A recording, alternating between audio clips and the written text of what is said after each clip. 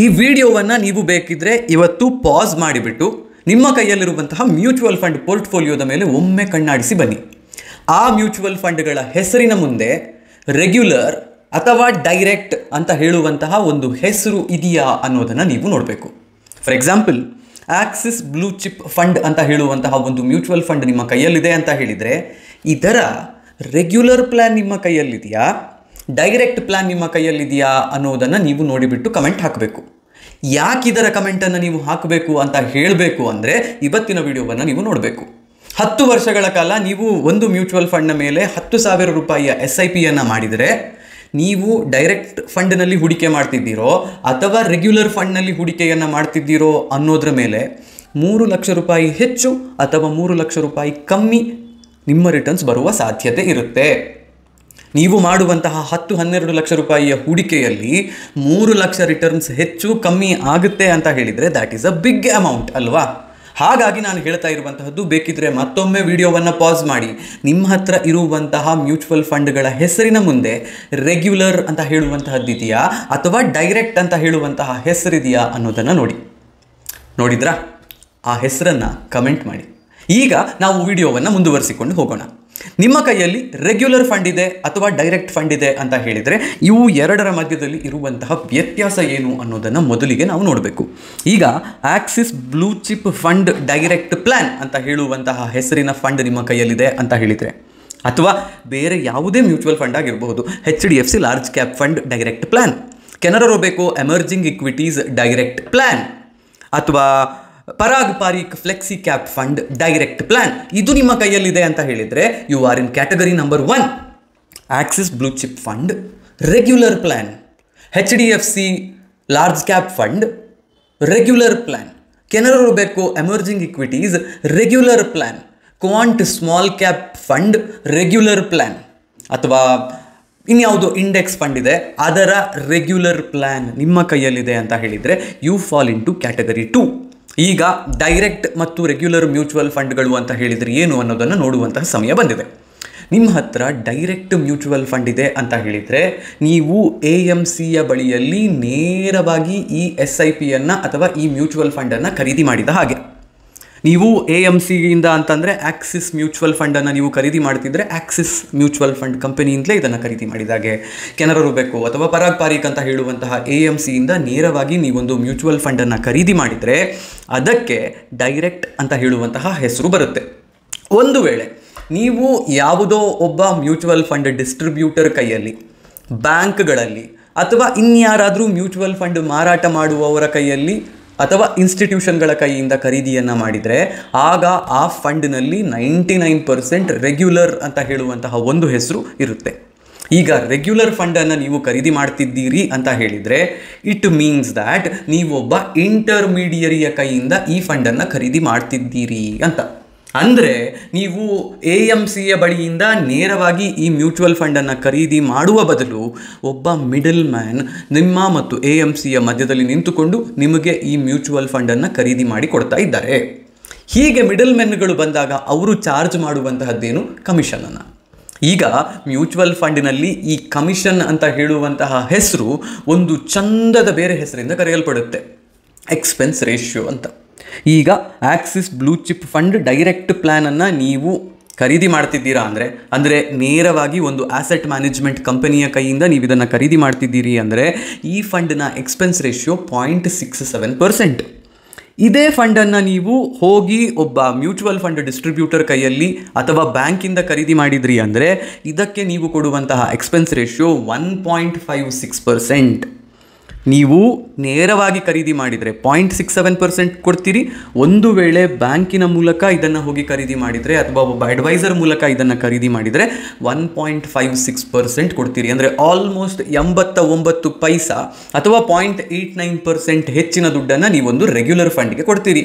ಅಯ್ಯೋ, 1%ಗೆ ಯಾಕಿಷ್ಟು ಆಲೋಚನೆ ಅನ್ನುವಂತಹ ತಲೆಬಿಸಿಯನ್ನು ನೀವು ಮಾಡಿಕೊಳ್ತಾ ಇದ್ದರೆ, this is where we go to the next issue.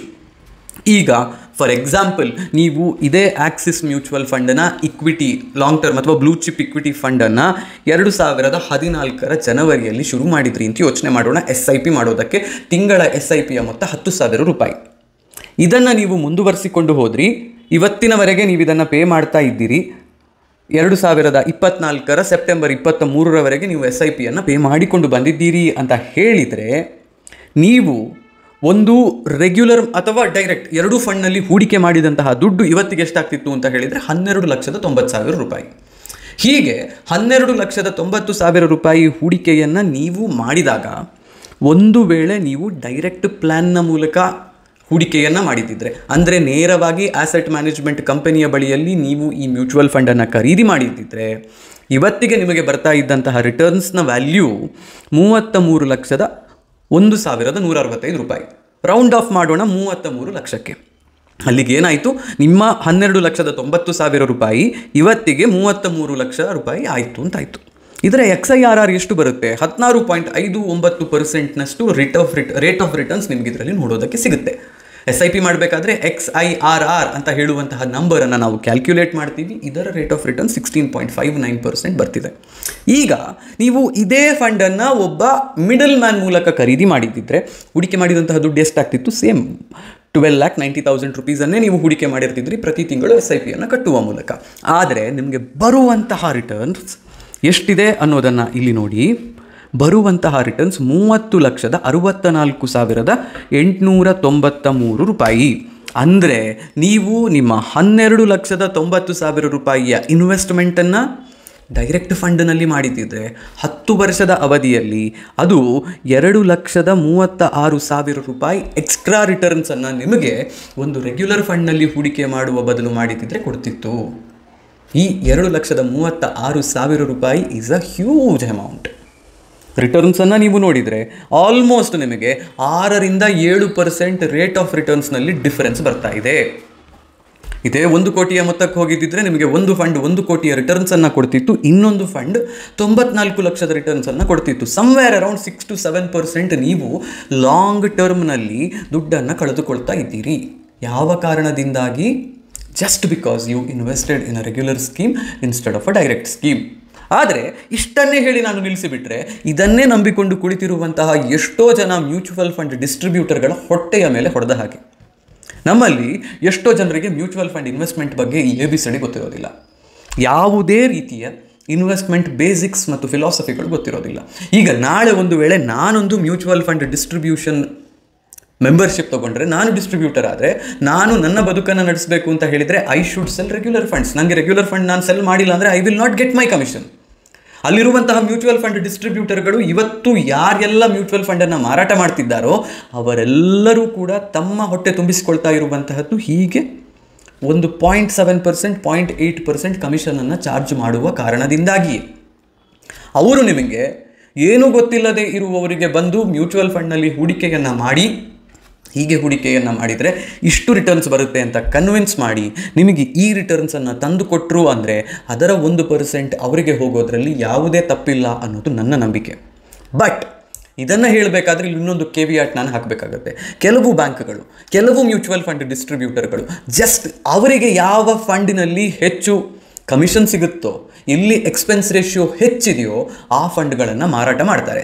Regardless of the returns. ಅವರಿಗೆ ಒಬ್ಬ ಇನ್ವೆಸ್ಟರ್ಗೆ ರಿಟರ್ನ್ಸ್ ಬಂದಿಲ್ಲ ಅಂದರೂ ಬೇಜಾರಿಲ್ಲ, ಅವರ ಕಮಿಷನ್ ಸಿಕ್ಕಿದರೆ ಸಾಕು ಅಂತ ಹೇಳುವವರು ಕೆಲವರು ಇದ್ದಾರೆ. ಇಂತಹವರಿಗೆ ನೀವು ಕಮಿಷನ್ ಕೊಡಬೇಕಾದ್ರೆ ಬೇಜಾರು ಮಾಡಿಕೊಳ್ಳಲೇಬೇಕು.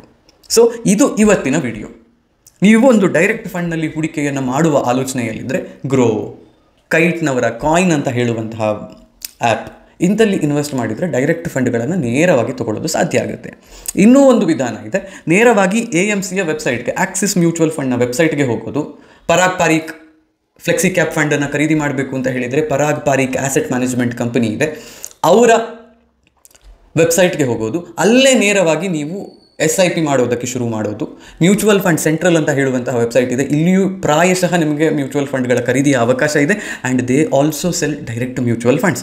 ಸೊ ನೀವು ನೇರವಾಗಿ ಮ್ಯೂಚುವಲ್ ಫಂಡನ್ನು ನೀವೇ ಖರೀದಿ ಮಾಡ್ತೀರಿ ಅಂತ ಹೇಳಿದರೆ you have to go for direct funds. ನೀವು ಒಬ್ಬ ಬ್ರೋಕರ್ ಬಳಿಯಲ್ಲಿ ಅಥವಾ ಒಬ್ಬ ಮ್ಯೂಚುವಲ್ ಫಂಡ್ ಡಿಸ್ಟ್ರಿಬ್ಯೂಟರ್ ಅಥವಾ ಅಡ್ವೈಸರ್ ಮೂಲಕ ಖರೀದಿ ಮಾಡ್ತೀರಿ ಅಂತ ಹೇಳಿದರೆ ಅವರು ನಿಮಗೆ ರೆಗ್ಯುಲರ್ ಫಂಡನ್ನೇ ಮಾರಾಟ ಮಾಡ್ತಾರೆ.